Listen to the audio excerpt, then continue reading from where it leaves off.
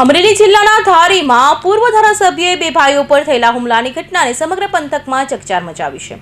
વાડીમાં નાહવાની બાબતે થયેલી બોલાચાલી બાદ દારૂના નશામાં ધૂત અસામાજિક તત્વોએ લાકડીઓ અને હથિયારો વડે હુમલો કરતા બંનેને ગંભીર ઇજાઓ પહોંચી હતી। અમરેલી જિલ્લાના ધારી પંથકમાંથી કાયદોની વ્યવસ્થાની સ્થિતિ સામે સવાલો ઉઠાવતી એક ચોંકાવનારી ઘટના સામે આવી છે।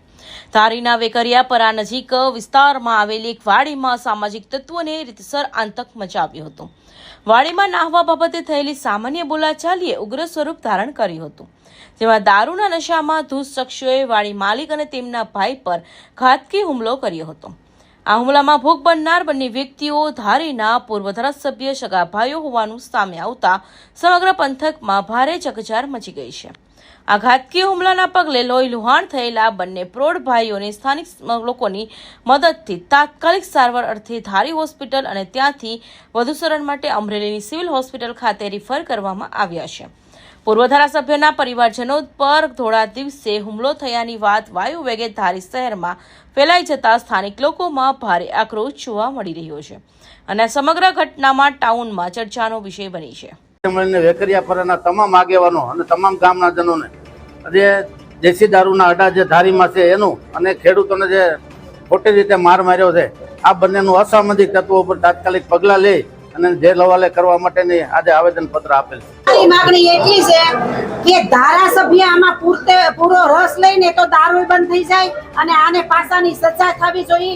અને જો આને સજા નહીં થાય ને તો આવા બુટલેગરો, આવા દારૂડિયા ઘણા નીકળશે બારા અને લોકોને ધારીમાં જો અમારા પરામાં હેરાન કર્યા હોય। મારે આમાં એક જે બોલું આવ્યો છે, બોલું કોમેન્ટ આવી છે।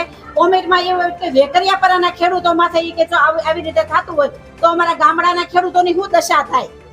પ્રાપ્ત વિગતો અનુસાર ધારીના વેકરિયાપરા નજીક આવેલી વાડીમાં કેટલાક અવારા તત્વો દારૂ પીધેલી હાલતમાં ઘૂસી આવ્યા હતા અને ત્યાં નાહવાની જીદ કરવા લાગ્યા હતા। વાડી માલિકે આ નશાખોર શખ્સોને પવિત્ર જગ્યાએ નાહવાની અને ગેરવર્તણૂક કરવાની સ્પષ્ટપણે ના પાડી દીધી હતી। આ ના પાડવાથી વાત અસામાજિક તત્વોને હજમ ન થતા તેઓ ઉશ્કેરાઈ ગયા હતા અને વાડી માલિક તેમજ તેમની સામે હાજર અન્ય પ્રૌઢ પર લાકડીઓ અને હથિયારો વડે તૂટી પડ્યા હતા। હુમલામાં પૂર્વ ધારાસભ્ય બંને પ્રૌઢ ભાઈઓને શરીરે ગંભીર ઇજાઓ પહોંચી હતી। કૌશિક પટેલનો report, Hind TV news, Surat.